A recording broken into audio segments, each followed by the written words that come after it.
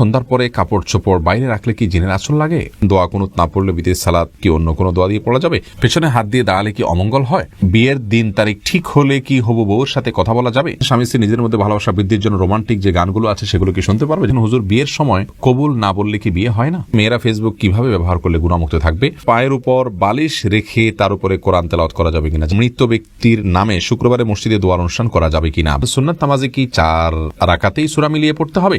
বিয়ের পাত্রে দেখার সময় পাত্রের বাবা দুলাভাই কি পাত্রীকে দেখতে পারবেন? ছেলেদের বিয়ে করার সঠিক বয়স কত? ইসলাম কি বলে? স্বামী এবং স্ত্রী জামাতে নামাজ পড়া যাবে কিনা? ছোট বাচ্চা থাকলে কাপড়ে গায়ে প্রস্রাব লেগে যায়, তাহলে কি ইবাদত করবে? মাছি কোথাও বসলে কি তা নাপাক হবে?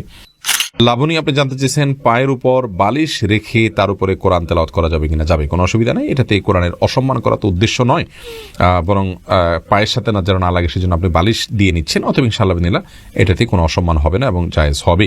হাফসা জাহান জানতেছেন বিয়ের পাত্রে দেখার সময় পাত্রের বাবা দুলাভাই কি পাত্রীকে দেখতে পারবে? না, সম্পূর্ণরূপে নাজায়েজ কাজ, হারাম কাজ। বিয়ের জন্য শুধুমাত্র যিনি পাত্র তিনি দেখবেন, অথবা পাত্রের পক্ষের মেয়েরা তারা দেখতে পারবেন, অন্যদের জন্য দেখা জায়েজ নাই। শিবলি, আপনি জানতে চেয়েছেন মাছি কোথাও বসলে কি তা নাপাক হবে? না, মাছি কোথাও বসে নাপাক হবে না। মাছি অনেক নাপাকের উপরে বসে, সেখান থেকে এসে আপনার গায়ে বসলো, আপনার জামায় বসলে আপনার জামা বা শরীর নাপাক হয়ে যাবে না। যেহেতু মাছির পায়ে বা শরীরে যে নাপাক থাকে সে পরিমাণ অনেক কম থাকে, এত অল্প নাপাক আপনার শরীরে কোথাও লাগলেই আপনার শরীর নাপাক হয়ে যাবে, ব্যাপারটা সেরকম নয়। কারণ এর থেকে বাঁচা বা এর থেকে পরিপূর্ণভাবে আত্মরক্ষা করা আমাদের সম্ভব নয়। সুবরান, আপনি জানতে চেয়েছেন সুন্নাত নামাজে কি 4 রাকাতেই সূরা মিলিয়ে পড়তে হবে? আসলে সুন্নাত নামাজগুলো যদি সাধারণ সুন্নাত নামাজ হয় বা নফল হয় তাহলে 2 রাকাত করে পড়াই উচিত। কারণ সলাতুল লাইলি ওয়ান নাহারি মাসনা ওয়া মাসনা, রাসূলুল্লাহ আকরাম সাল্লাল্লাহু আলাইহি ওয়াসাল্লাম বলেছেন রাত এবং দিনের নামাজ 2 রাকাত করে। এখানে সাধারণ নফল এবং সাধারণ সুন্নাহগুলোর কথা বলা হয়েছে। তবে একত্রে যখন পড়বেন, যেমন সুন্নাত মুআক্কাদা রয়েছে, এগুলো একত্রে যদি আপনি পড়েন সেটাও আপনি পড়তে পারেন। সেই ক্ষেত্রে প্রত্যেক রাকাতে আপনি সূরা মিলাতে পারবেন। নাহার জানতে চাইছেন স্বামী এবং স্ত্রী জামাতে নামাজ পড়া যাবে কিনা? যাবে, স্বামী সামনে দাঁড়াতে হবে, স্ত্রী পেছনে দাঁড়াতে হবে। ছোট বাচ্চা থাকলে কাপড়ে গায়ে প্রস্রাব লেগে যায়, তাহলে কি ইবাদত করবে? গায়ে যদি প্রস্রাব লেগে যায় তাহলে প্রস্রাবের ওই জায়গাটা ধুয়ে তারপরে ইবাদতবন্দি করবেন, অথবা ইবাদত বলতে সালাত আদায় করবেন। বাকি ওই অবস্থায় কাপড়ে পেশাব থাকলেও আপনি কোরআন তেলাওয়াত করতে পারেন, জিকির করতে পারেন, সব ইবাদত করতে পারেন। সালাতটা শুধুমাত্র পবিত্রতার জন্য, পূর্ব শর্তের জন্য বাচ্চা করে নিলে, বাচ্চা দিয়ে পেশাব করে বা কোনো জায়গায় না পাকলে সেই জায়গাটা ধুয়ে, অথবা যদি পোশাক চেঞ্জ করা সম্ভব হয় সেটা চেঞ্জ করে আপনি সালাত আদায় করবেন। শিশিরের ছোঁয়া, এটি থেকে আপনি জানতে চাইছেন হুজুর বিয়ের সময় কবুল না বললে কি বিয়ে হয় না? কবুল না বললে যে কোনো ভাষায় আপনি প্রস্তাবটা যে গ্রহণ করেছেন এ কথা আপনি জানিয়ে দিলেই চলবে। আমি গ্রহণ করলাম, আমি মেনে নিলাম, আলহামদুলিল্লাহ, অথবা অন্য কোনো ভাষায় বললেন তাহলে হয়ে যাবে। কিন্তু প্রস্তাব দেওয়ার পর যাকে প্রস্তাব দেওয়া হলো, কথার কথা মেয়ে পক্ষ ছেলে পক্ষকে প্রস্তাব দিল, তাহলে ছেলে যদি কবুল না বলে অথবা কবুল বোঝা যায় এরকম কোনো কিছু না বলেন, সাক্ষীরা শুনতে না পান, তাহলে সেক্ষেত্রে বিয়ে হবে না। এমডি ফাইজুর রহমান জানতে চাইছেন নিজের ইচ্ছা পূরণের জন্য দোয়া কি? ইচ্ছা পূরণের জন্য আপনি ইসমে আজম বলে দোয়া করবেন। ইসমে আজম বলতে আল্লাহ, এটাও সবচেয়ে বেশি সঠিক কথা, বেশি বিশুদ্ধ কথা। হে আল্লাহ, এভাবে বলে আল্লাহর কাছে চাইবেন, ইনশাআল্লাহ আল্লাহ তার দোয়া কবুল করবেন। আর দোয়ার সময় দোয়া যে শর্তগুলো আছে খেয়াল করবেন, হালাল উপার্জন থাকতে হবে, দুরূদ পাঠ করবেন, কায়মনোবাক্যে করবেন, মনোযোগের সাথে করবেন, ইনশাআল্লাহ আল্লাহ তাআলা দোয়া কবুল করবেন। ওমর আমিন জানতে চেয়েছেন বিয়ের দিন তারিখ ঠিক হলে কি হবু বউর সাথে কথা বলা যাবে? না, বিয়ের দিন তারিখ ঠিক হলে হবুর সাথে কথা বলা যাবে না। হবুর সাথে কথা বলতে হলে আকদ সম্পন্ন হতে হবে, তারপরে কথা বলবেন। হ্যাঁ, আকদ সম্পন্ন হওয়ার আগ পর্যন্ত কোনো ক্লারিফাই থাকলে, কোনো জাস্টিফিকেশন থাকলে, কোনো জিজ্ঞাসা থাকলে সেটা তার কাছ থেকে জানতে পারেন। সেটাও নিরাপদ উপায়ে SMS এর মাধ্যমে বা অন্য কোনোভাবে মেইলিং এর মাধ্যমে করলে ভালো হয়।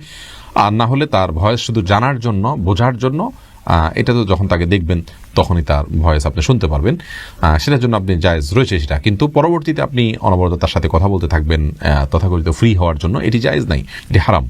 শহীমউদ্দিন আল জাবের, আপনি জানেন ছেলেদের বিয়ে করার সঠিক বয়স কত? ইসলাম কি বলে? নির্দিষ্ট কোনো বয়স ঠিক করে দেয়নি, তবে প্রাপ্তবয়স্ক হওয়ার পর যদি তার মোটামুটি স্ত্রীর ডাল ভাতের ব্যবস্থা করার মতো সামর্থ্য থাকে সেক্ষেত্রে তখন থেকে তিনি বিয়ে করতে পারবেন। আসমা আক্তার জানতে চান মেয়েরা ফেসবুক কিভাবে ব্যবহার করলে গুণামুক্ত থাকবে? খুবই গুরুত্বপূর্ণ একটি প্রশ্ন বোন। আজকাল ফেসবুকে প্রচুর পরিমাণে ফিতনার দুয়ার উন্মোচন হচ্ছে, বহু আপনার ব্যত্যয় ঘটছে। তো সেই ক্ষেত্রে মা বোনরা ফেসবুক ব্যবহার করার ক্ষেত্রে প্রথমত ছেলে ফ্রেন্ডদেরকে অ্যাভয়েড করে চলবেন এবং প্রয়োজন ছাড়া কোনো পুরুষের সাথে ইনবক্সে কোনো আলাপ আলোচনা করবেন না, এমনকি কোনো আলেমের সাথেও একান্ত বাধ্য না হলে যদি স্বামীর মাধ্যমে জানতে পারেন, অন্য কোনো পুরুষের মাধ্যমে জানতে পারেন, সেটাকে আপনি প্রায়োরিটি দিবেন। যদি কোনো স্কোপ না থাকে সেক্ষেত্রে আপনি যতটুকু প্রয়োজন শুধু ততটুকু কথা বলতে পারেন। এর বাইরে ইনবক্সে কারোর সাথে চ্যাটিংয়ে যাবেন না। ছেলেদের পোস্টে যথাসম্ভব মন্তব্য করবেন না। আপনার পোস্টে অন্য ছেলেদের মন্তব্যকে উইশ করবেন না। এভাবে ফিতনার সমস্ত দুয়ার থেকে আপনি দূরে থাকবেন এবং মেয়েদের সার্কেলেই আপনি দাওয়াতি কাজ করবেন এবং দাওয়াতি কাজ উপকারিতা নেবেন। ছেলেদেরকে আপনি ফলো করতে পারেন, তাদের কোনো কিছু থেকে আপনি উপকারিতা অর্জন করতে পারেন। কিন্তু জাগতিক বিষয়গুলোতে আজকাল দেখা যায় অনেক বোনরা অনেক ছেলেদের ছবিতে হয়তো লাইক দিল, সুন্দর ইত্যাদি বলল। এগুলো আপাত দৃষ্টিতে মনে হচ্ছে সরাসরি কোনো খারাপ কাজ না, কিন্তু খারাপের দুয়ারকে উন্মোচিত করে এবং বাজে চিন্তার দিকে মানুষকে নিয়ে যায়, যার কারণে এগুলো থেকে বেঁচে থাকার চেষ্টা করতে হবে। এমডি রাইয়ান বিশ্বাস, আপনি জানতে চেয়েছেন স্বামীকে কিভাবে নামাজি করব। দেখুন, একটি দোয়া আমরা কত শতবার যে বলেছি লাইভে, সেটা বলে শেষ করা কঠিন। সূরা ফুরকানের আয়াত নম্বর ৭৪।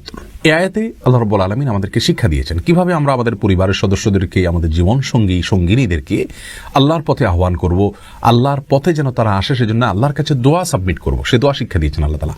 সেটা আপনি পড়বেন অর্থ বুঝে, রব্বানা হাব লানা মিন আজওয়াজিনা ওয়া যুররিয়াতিনা কুররাতা আয়ুন ওয়াজআলনা লিল মুত্তাকিনা ইমামা।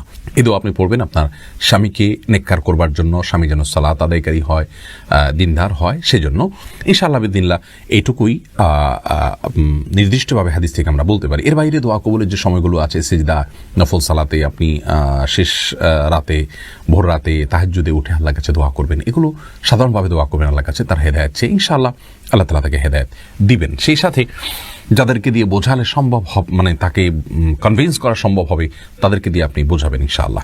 মিফতাহুল জান্নাত, কৃপা জান্নাতে তাবিজ ব্যবহার করা জায়েজ হবে কিনা। তাবিজ রাসূল আকরাম সাল্লাল্লাহু আলাইহি সাল্লাম দেন নাই, নিজে কখনো ব্যবহার করেন নাই। সাহাবা একরাম এবং রাসূল আকরাম সাল্লাল্লাহু আলাইহি সাল্লাম ঝাড়ফুঁক করেছেন, বিধায় তাবিজ ব্যবহার করা সুন্নাহ বিরোধী কাজ।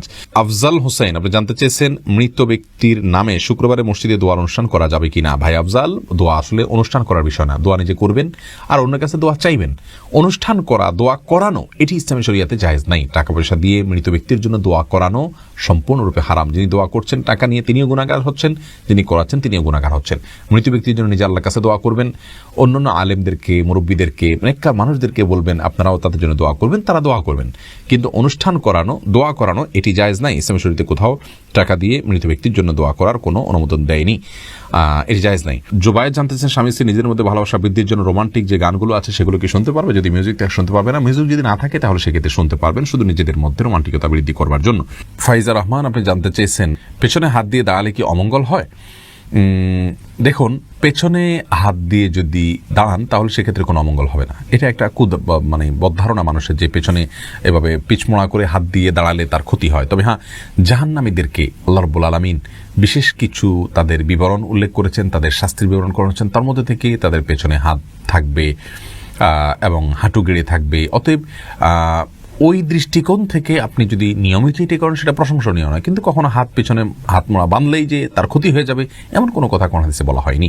বাকি জাহান্নামীদের যে আকৃতির কথা আসছে, তাদেরকে যে পরিস্থিতির কথা আসছে, তাদের যে অবস্থার কথা কোন হাদিসে বর্ণিত হয়েছে, সেরকম অবস্থায় আমরা নিজেরা নিজেকে রাখবো না, সেটা উত্তম এবং উচিত। সাকিব আল ইসলাম জানতে চেয়েছেন দোয়া কুনুত না পড়লে বিদেশ সালাত কি অন্য কোনো দোয়া দিয়ে পড়া যাবে। দোয়া কুনুতটা আসলে নির্দিষ্ট কোনো দোয়াই পড়তে হবে কোনো কথা নয়, অন্য কোনো দোয়া কোনো হাদিস থেকে বর্ণিত আপনি পড়লে হয়ে যাবে। এবং দোয়া কুনুতের জায়গায় রাসূল আকরাম সাল্লাল্লাহু আলাইহি ওয়াসাল্লাম বিভিন্ন রকম দোয়া পড়তেন, ছোট বড় মাঝারি, সেগুলো কোনো একটা আপনি পড়লেই আদায় হয়ে যাবে ইনশাআল্লাহ বিদিনিল্লাহ। আমাতুল্লাহ ফাতেমা জানতে চেয়েছেন ওযু করে কি পাজামা বদলানো যাবে। কোনো অসুবিধা নেই। লুৎফা ইসলাম জুলি, আপনি জানতে চেয়েছেন সন্ধ্যার পরে কাপড় চোপড় বাইরে রাখলে কি জিনের আঁচল লাগে। এরকম কোনো কথা কোন হাদিসে আছে বলে আমার জানা নাই। তবে সন্ধ্যার সময় বাচ্চারা বাইরে থাকলে জিনদের বিচরণটা এই সময় হয়, সেজন্য সতর্কতা স্বরূপ এই সময় বাইরে কাপড়